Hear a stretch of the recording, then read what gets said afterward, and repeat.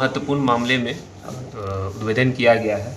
अब पहला मामला जो कि उद्वंत नगर थाना क्षेत्र अंतर्गत का है, जिसमें 17 अप्रैल को राजेश कुमार सोनी उर्फ राजेश कुमार जो कि गिद्धा थाना क्षेत्र का रहने वाला है।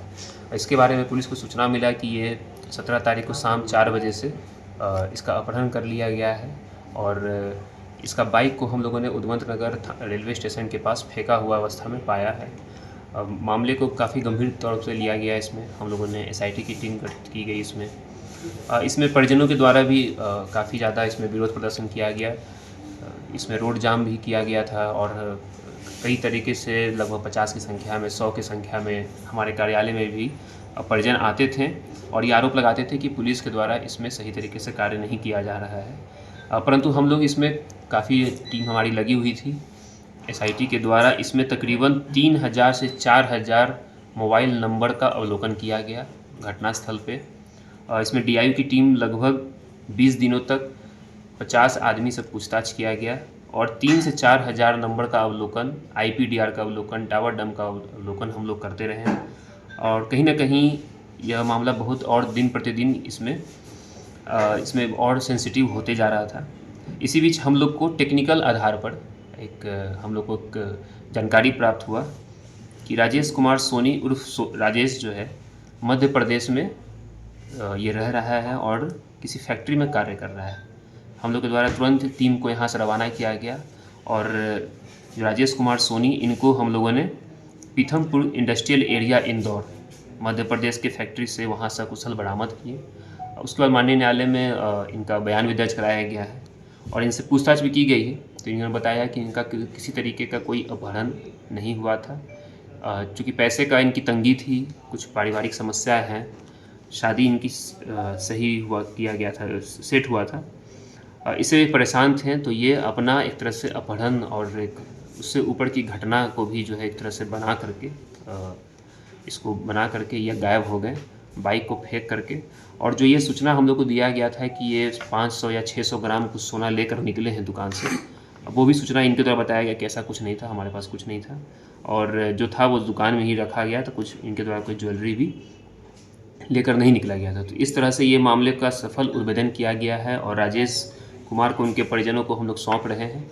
और इस तरह से ये पूरी टीम जो इसमें लगी हुई थी, एसआईटी की टीम लगी हुई थी, जिसमें अनुसंधानकर्ता तत्कालीन थानाध्यक्ष और अभी के थानाध्यक्ष और डीआईयू की पूरी टीम, इनको उचित पुरस्कृत किया जाएगा। कब बरामदगी की गई?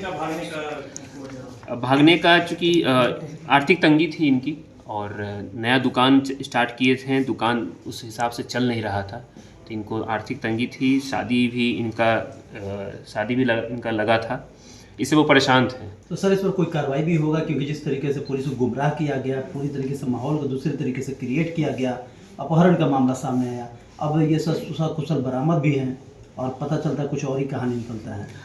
पुलिस का ये दायित्व है कि हम लोग का ये काम रहता है कि हम लोग मामले का सफल उद्भेदन करते हैं। कार्रवाई संबंधित में अभी तो विशेष कुछ नहीं, हम लोग इनको परिजनों को सौंप रहे हैं और इनकी अच्छे सेहत की हम लोग कामना कर रहे हैं। दुर्दांत कुख्यात अपराधी है जिसका नाम पंकज यादव है, जो कि पिता स्वर्गीय संतोषी यादव भलुहीपुर का रहने वाला है। यह हम लोग को कई कांडों में, हम लोग यहाँ जो गंभीर कांड हैं उसमें फरार चल रहा था, जिसमें कि 247-25 जो कांड है जिसमें गोलू यादव की गोली मारकर गोलू यादव है भलुहीपुर में, जिसको गोली मार दी गई थी 17 अप्रैल को। इसमें अन्य अभियुक्तों की गिरफ्तारी कर ली गई थी, हथियार भी बरामद कर लिया गया था। उसमें जो ये मेन अभियुक्त जो है बच रहा था, फरार चल रहा था, उसको गिरफ्तार किया गया है। इसका काफ़ी लंबा चौड़ा आपराधिक इतिहास है। ये तकरीबन 8 कांडों का हम लोग को जानकारी मिला है, जिसमें से 3-4 केसेस में ये फरार था।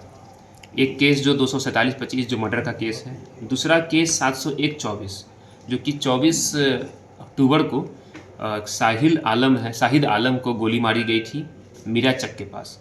उसमें जो ये शूटर को हायर करने का काम किया था, जो कि शूटर ऑलरेडी जेल में है, अनुज गुप्ता, और जिसके द्वारा हायर किया इसको, ये मीडिएटर था जिसके द्वारा हायर किया गया, उसको भी हम लोगों ने कार्रवाई की है और कुल 4 लाख रुपए का इसमें एक सुपारी के लिए इसको दिया गया था। इन्होंने ये अपराधी जो है पंकज, इसका पूरा लाइनअप किया था।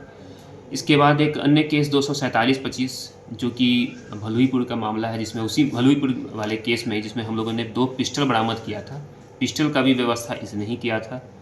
इसके अलावा ये एक राजगीर में भी एक मर्डर केस में फरार चल रहा था, जो कि 356/24 है राजगीर थाना कांड संख्या, जो कि 17 अगस्त की घटना है। इसमें आरा का ही रहने वाला, धरहरा का ही रहने वाला मंजीत सोनी है। इसको गोली मारकर हत्या कर दिया गया था राजगीर में ही। उस कांड में ये शूटर था। इसने अपने स्वीकृति बयान में भी बताया कि ये इसके द्वारा गोली मारी गई थी और ये मंजीत सोनी को इसने गोली मारी थी। इस तरह से ये कई कांडों में भी, शराब के केसेस में भी पूर्व में कई बार जेल जा चुका है। तो इस तरह से और भी आर्म सेट के कई अन्य केसेस हैं। तो इस तरह से इसको गिरफ्तार किया गया है। इसको भी गिरफ्तारी के लिए हमारी टीम सूरत गई थी। हम लोगों ने इसको टेक्निकल आधार पे इसका लोकेशन पता कराया तो पता चला कि ये सूरत में है। सूरत में टीम गई, परंतु छोटा सा मिस्टेक हुआ और ये उस समय फरार हो गया वहाँ पर। इसको शक हो गया कि टीम आई हुई है, लेकिन फिर पुनः हम लोगों ने लगातार इसमें प्रयास करते रहा और आज सुबह में ही इसको हम लोगों ने गिरफ्तार किया है टाउन थाना क्षेत्र अंतर्गत। ये सर गोलू की जो हत्या हुई थी भलीपुर में, ऑटो चालक की हत्या कारण क्या था सर? ये बता रहा है कि प्रेम प्रसंग है। एक गोलू है और इसका एक और लड़का था विवेक। ये दोनों जो है एक लड़की से बातचीत करता था।